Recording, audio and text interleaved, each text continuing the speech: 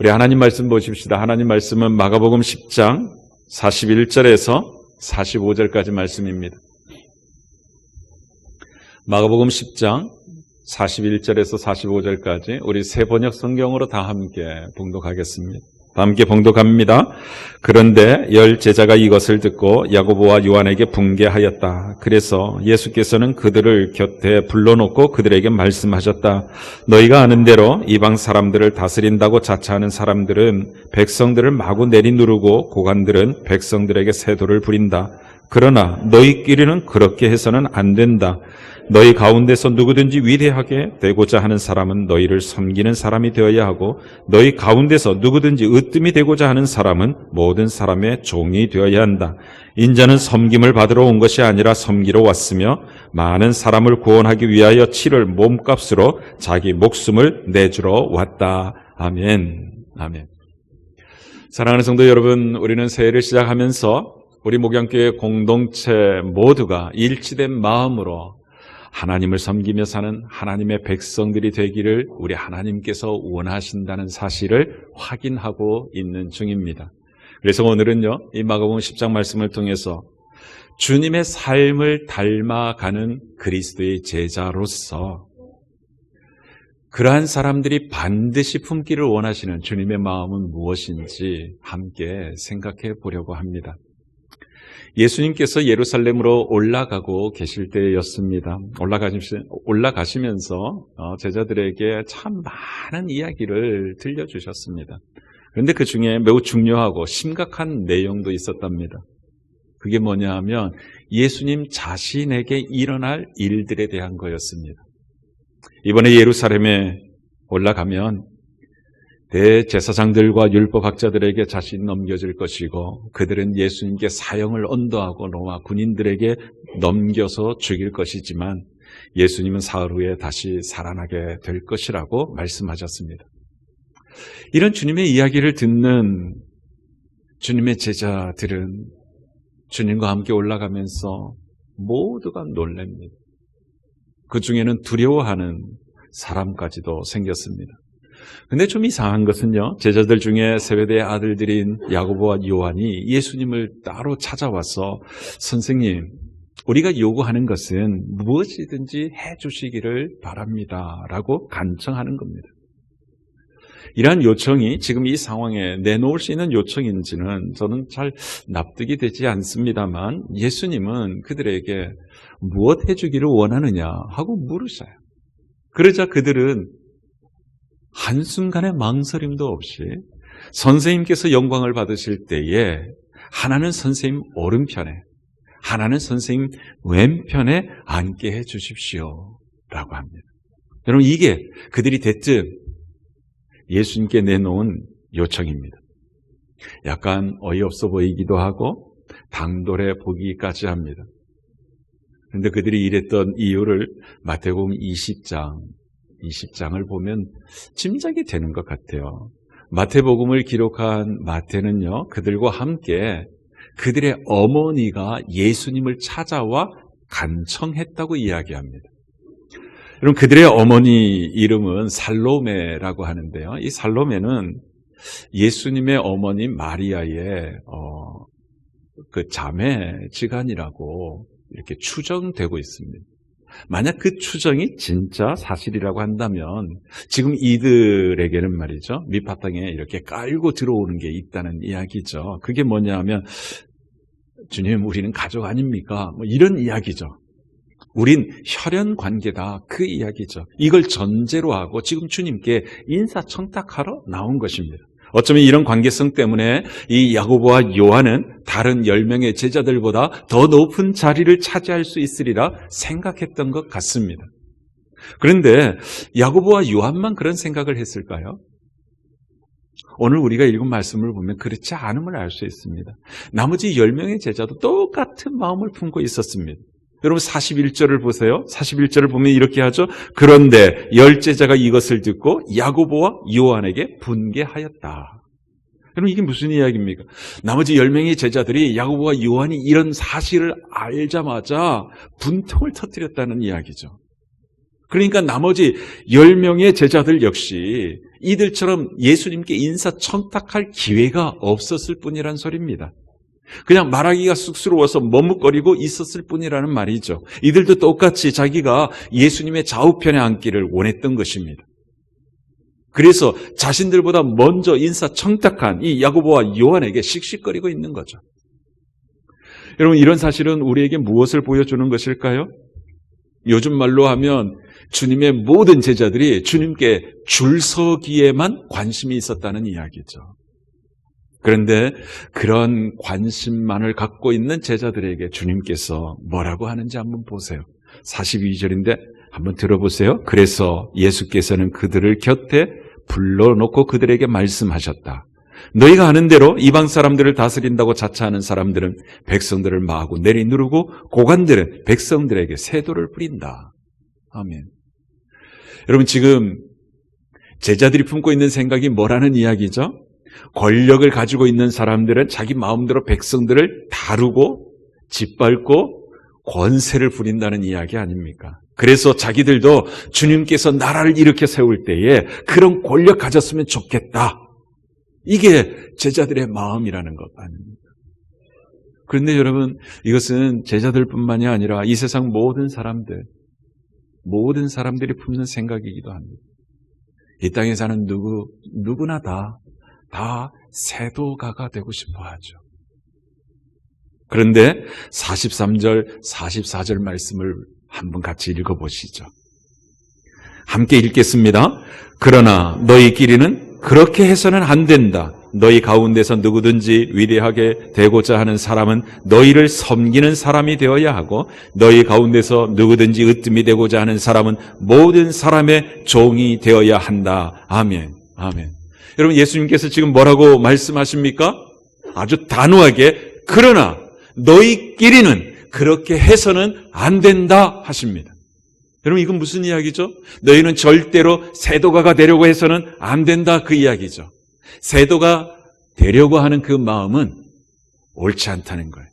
하나님이 싫어하시는 마음이라는 거예요. 대신 어떻게 해야 한다고 합니까? 너희 가운데서 누구든지 위대하게 되고자 하는 사람은 너희를 섬기는 사람이 되어야 하고 너희 가운데서 누구든지 으뜸이 되고자 하는 사람은 모든 사람의 종이 되어야 한다고 말씀하십니다. 여러분, 거기 보면 주님께서 반복하는 게 있죠. 되어야 하고 되어야 한다. 무슨 의미죠? 반드시 그래야만 한다는 이야기죠. 반드시 섬기는 사람이 되어야 하고 반드시 모든 사람의 종이 되어야 한다고 말씀하십니다. 야고보와 요한처럼, 그리고 세상 모든 사람들처럼 으뜸이 되려고 하지 말라, 그 이야기인 거예요. 세도를 부리는 사람이 되려고 하지 말고 오히려 나처럼 주님 자신처럼 누군가를 섬기는 사람이 되고 모든 사람이 종이 되라고 말씀하시는 거예요. 그걸 꿈꾸라는 거예요. 사랑하는 성도 여러분, 이러한 주님의 말씀에 여러분의 대답은 무엇입니까? 여러분, 이 이야기를 듣고 있는 제자들의 생각은 무엇이었을까요? 여러분, 대답하기를 머뭇거리는 제자들에게 예수님은 자신이 품고 있는 마음을 털어놓습니다. 그게 45절이거든요. 여러분, 45절 같이 한번 읽어보시죠. 인자는 섬김을 받으러 온 것이 아니라 섬기러 왔으며 많은 사람을 구원하기 위하여 치를 몸값으로 자기 목숨을 내주러 왔다. 아멘. 아멘. 여러분, 이 45절 말씀이 주님이 가슴 깊이 품고 있는 주님의 마음입니다. 예수님이 이 땅에서 권세 부리는 자리를 꿈꾸지 않았습니다. 예수님의 꿈은 뭐냐? 많은 사람을 구원하기 위하여 치를 몸값으로 자기의 생명, 자기의 목숨을 내주는 것이었습니다.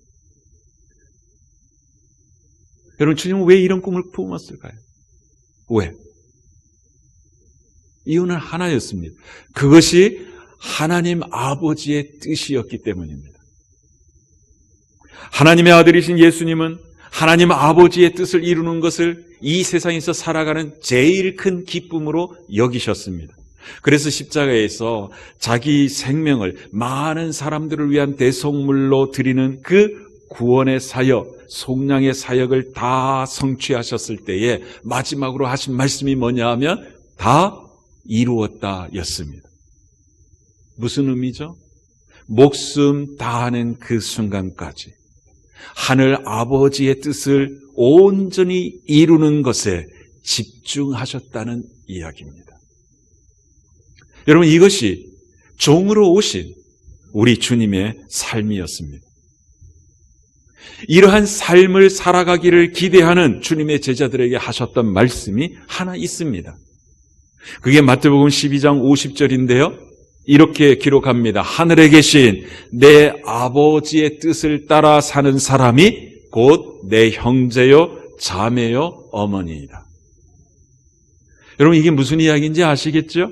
하나님의 가족은 누구냐? 하나님의 가족은 하나님 아버지의 뜻에 순종하며 사는 사람들이라는 이야기입니다. 그러니까 하나님 아버지, 그 아버지의 뜻에 순종하며 살아가는 삶이야말로 우리가 하나님의 자녀임을 드러내는 산 증거가 된다는 이야기인 거죠.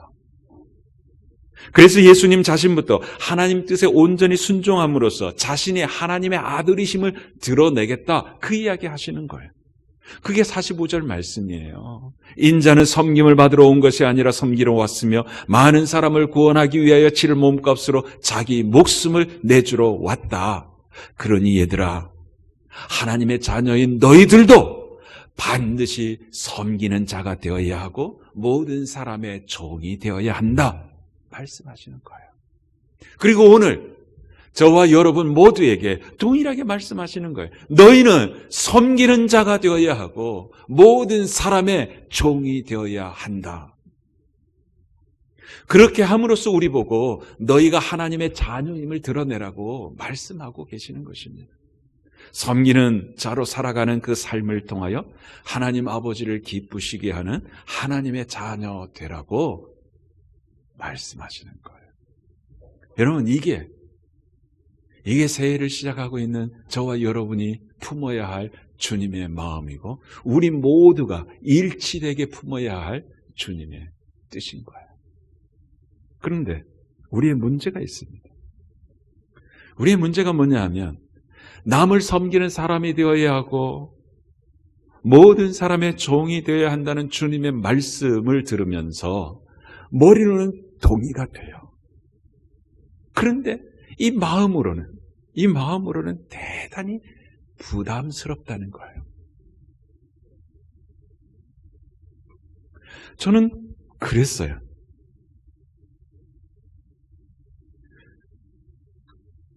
곰곰이 생각해 보았습니다. 왜?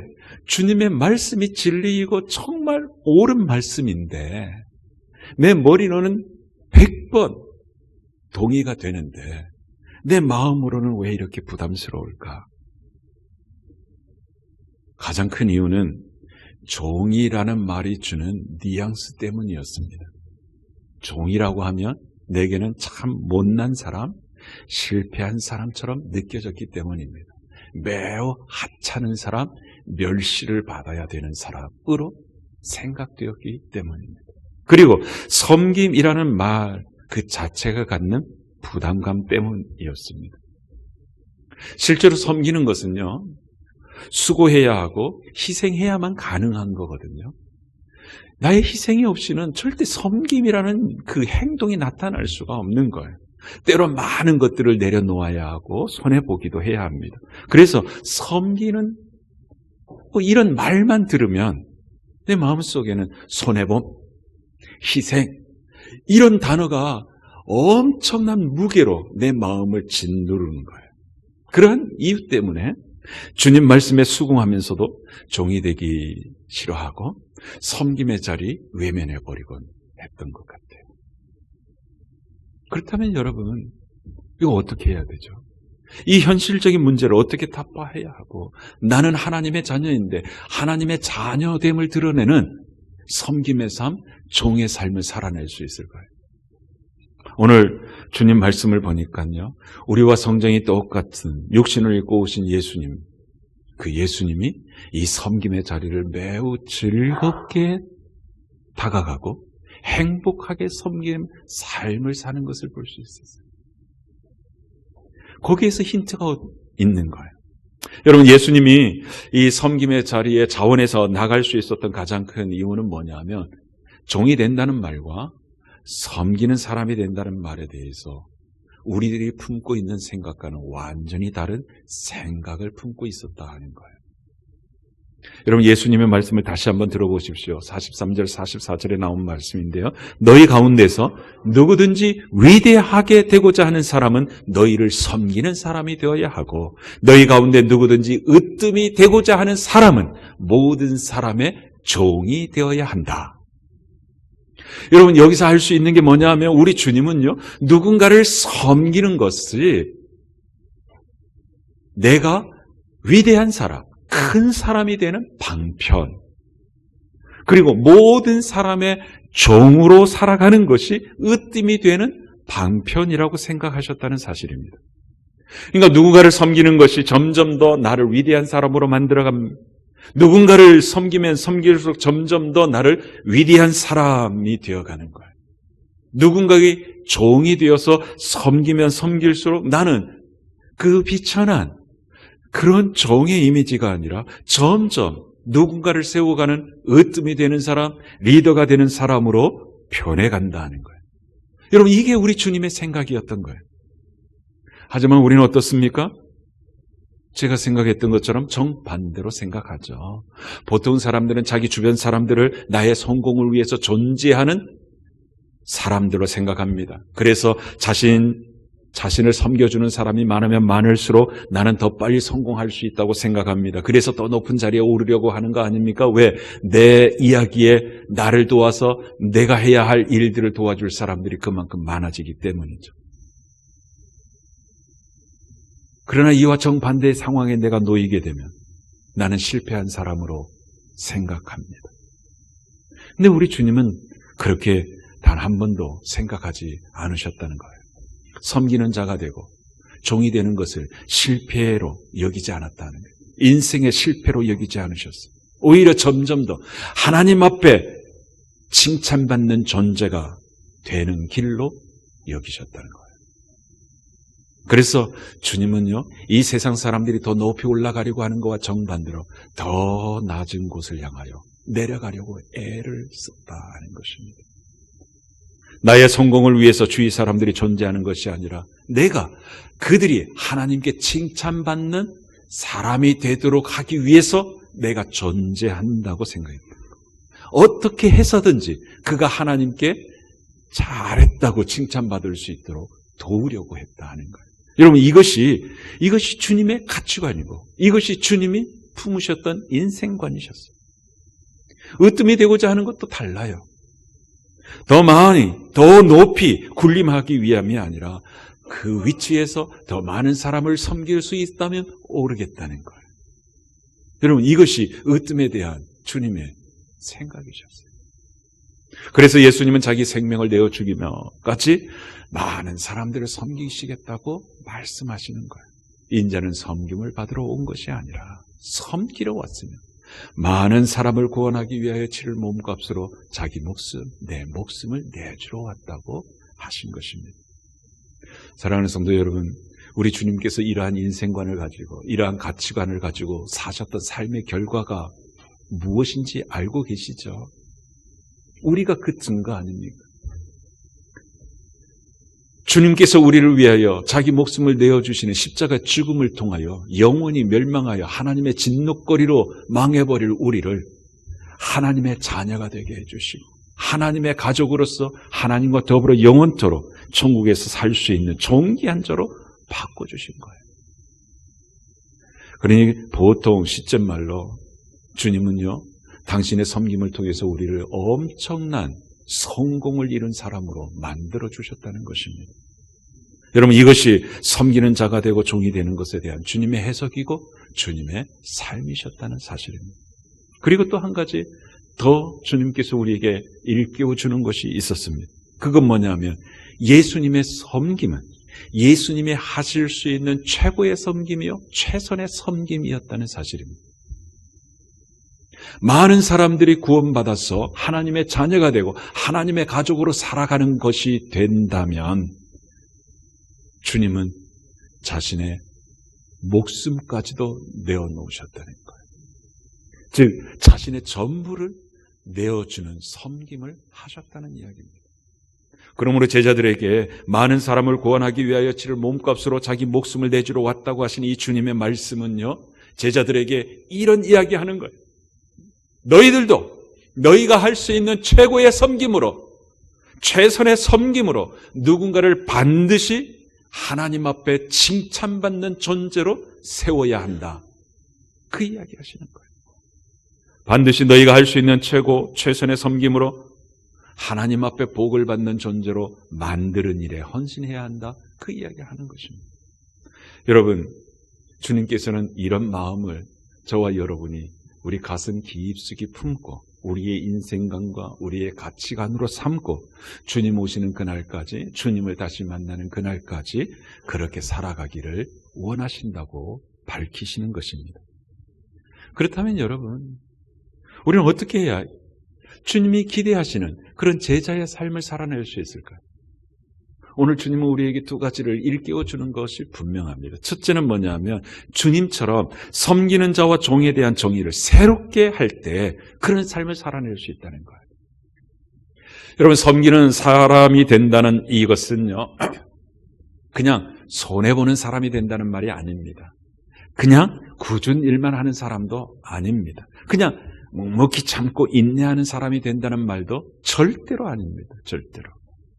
손해보고 꾸준히 일을 하고 참고 인내하는 아주 분명한 목적을 가진 사람이 된다는 말입니다. 그리고 흔들리지 않는 확신을 가진 사람이 된다는 말이기도 합니다. 손해보고 꾸준히 일을 하고 참고 인내하는 그 분명한 목적이 뭐냐? 내가 섬기는 그 누군가가 반드시 하나님 앞에 칭찬받는 사람이 돼야 하겠다, 이겁니다. 이게 우리의 섬김의 목적인 거예요. 그리고 이런 목적을 품는 것에 대한 흔들리지 않는 확신은 뭔가, 하나님 앞에서 누군가를 그렇게 칭찬받는 존재로 만드는 삶을 사는 일은 하나님의 가족이 된 나에게 하나님께서 주신 명령이요, 하나님의 소원이라는 확신입니다. 하나님을 기쁘시게 하는 삶이 된다는 확신이죠. 결국 누군가를 섬기는 사람이 된다는 말은요, 미련한 사람이 된다거나 멸시천대를 받는 사람이나 손해만 보는 사람이 된다는 말이 절대로 아닙니다. 내가 무언가를 희생하고 무언가를 가지고 섬기는 그 삶을 통해서 다른 사람들을 하나님 앞에 칭찬받는 사람으로 만들어가는 그리스도의 제자가 된다는 말이요, 리더가 된다는 말인 것입니다. 하나님의 뜻을 간절한 마음으로 이루어가는 참 하나님의 사람, 참 하나님의 종이 된다는 의미인 것입니다. 우리가 이러한 생각으로 우리 자신을 끊임없이 무장하며 하루하루 살아갈 때 우리는 늘 섬기는 사람이 될 수 있습니다. 그러니 사랑하는 성도 여러분, 새해에는요, 오늘 주님께서 우리에게 주신 이 생각으로 철저히 의식화하며 살아갔으면 참 좋겠습니다. 신자는 다른 사람을 하나님 앞에서 반드시 칭찬받는 사람으로 만드는 사람이다. 그러한 신자인 나는 반드시 섬기는 사람이 되어야 하고 반드시 종이 되어 살아야 한다. 이 의식으로 늘 의식화해보자는 말입니다. 무장해보자는 말입니다. 그러면 저와 여러분은 진정으로 섬기는 사람이 되고 하나님의 종이 될 것입니다. 이게 주님이 우리에게 품으시는 마음이고 우리 모두가 품기를 원하시는 주님의 뜻인 것입니다. 여러분 모두가 이런 마음으로 섬기는 자가 되면요, 여러분 주변을 아마 행복하게 만들어가는 주인공이 될 것입니다. 26년 새해에는 그런 기쁨, 그런 행복을 풍성히 누리는 한 해가 되기를 주의 이름으로 축복합니다. 둘째는요, 지금 내가 서 있는 그 위치에서 누군가를 하나님께 칭찬받는 자로 세우는 일에 주님처럼 최선을 다하는 것입니다. 지금 내가 서 있는 위치에서 말입니다. 근데 우리는 이걸 좀 미룹니다. 내가 성공하고 나면, 내가 좀 잘 되고 나면, 교회 안에서는 내가 장로가 되고 나면, 내가 권사가 되고 나면 그때 하겠다. 근데 주님은 그렇게 하지 말라는 거예요. 여유가 생기면 그때부터 하겠습니다. 그러지 말라는 거예요. 지금 너가 서 있는 그 위치, 거기서 시작하라는 거예요. 나의 형편과 나의 상황에서 내가 할 수 있는 모든 것을 가지고 주님처럼 최선을 다하여 섬기는 사람이 되자는 말입니다. 26세에는 그런 섬김의 사람들이 되기를 주의 이름으로 축복합니다. 우선 가장 가까이 있는 여러분의 남편과 아내를 하나님 보시기에 칭찬받을 만한 사람으로 세우는 일에 헌신하는 새해가 되기를 주의 이름으로 축복합니다. 한번 생각해 보세요. 하나님이 여러분의 남편을 보고 여러분의 아내를 보고 여러분 자녀를 볼 때 착하고 충성된 종이라 칭찬받으면 얼마나 좋겠습니까? 여러분, 그런 사람이 되는, 그런 평가를 받는 사람이 되도록 하는데 디딤돌이 되어보자는 말입니다. 만약 여러분의 남편이 혹은 여러분의 아내가 예수님을 믿지 않고 있다면 뭐부터 해야 되겠습니까? 어떻게 해서든지 예수님을 믿도록 하는데 최선을 다해 섬기는 것입니다. 그것이 여러분의 남편과 아내와 자녀들을 주님 앞에 칭찬받는 자로 세우는 섬김이 되는 것입니다. 만약 여러분의 남편이 목자이면 목자 사명 잘 감당할 수 있도록 물심양면 도와드리는 것입니다. 여러분의 아내가 목녀이거나 여러분의 아내가 목자라면 그 사명 잘 감당할 수 있도록 물심양면으로 도와주는 것입니다. 여러분의 남편과 아내가 이 교회의 중직자라면 그 중직자로서의 사명을 잘 감당할 수 있도록 최선을 다하여 섬겨드리는 것입니다.